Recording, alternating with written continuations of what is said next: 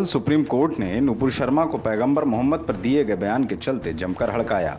नूपुर को अहंकारी बताया। नूपुर की उस अर्जी को भी नामंजूर कर दिया जिसमें देश के विभिन्न प्रांतों में नूपुर शर्मा के विरुद्ध दर्ज मुकदमों को दिल्ली स्थानांतरित करने की गुजारिश की गई थी। जबकि नूपुर ने स्पष्ट रूप से कहा कि उनकी जान को खतरा है, उनको धमकियां मिल रही हैं।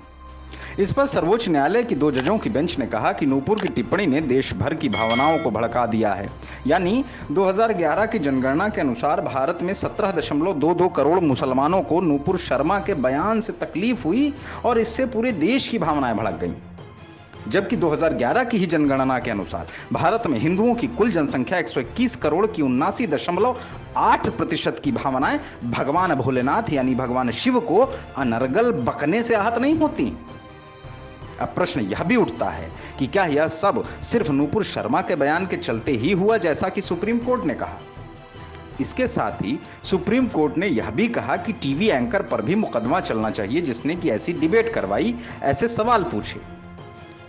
तो अब सवाल यहां भी उठता है कि डिबेट में शामिल सभी लोगों पर मुकदमा क्यों न हो, फिर चाहे वह मुस्लिम स्कॉलर हो, मौलवी हो, मौलाना हो या फिर कोई हिंदू पक्षकार ही क्यों न हो।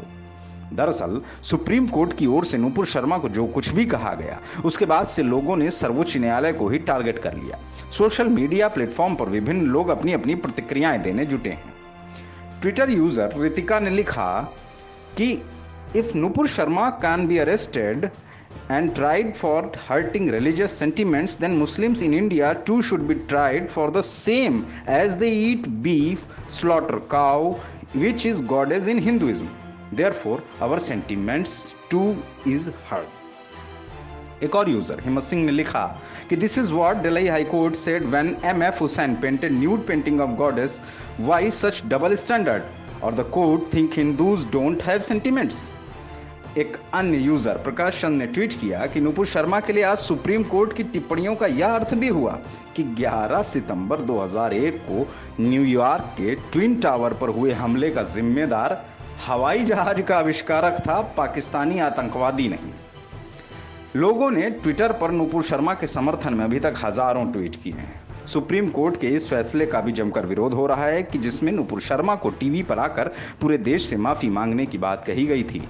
आपको बता दें कि राजस्थान के उदयपुर में हिंदू दर्जी कन्हैयालाल तेली की 2 मुस्लिम युवकों द्वारा निर्मम हत्या के लिए भी सुप्रीम कोर्ट ने नूपुर शर्मा को ही जिम्मेदार ठहराया है। इस पर लोगों में खासा मनह रोष है।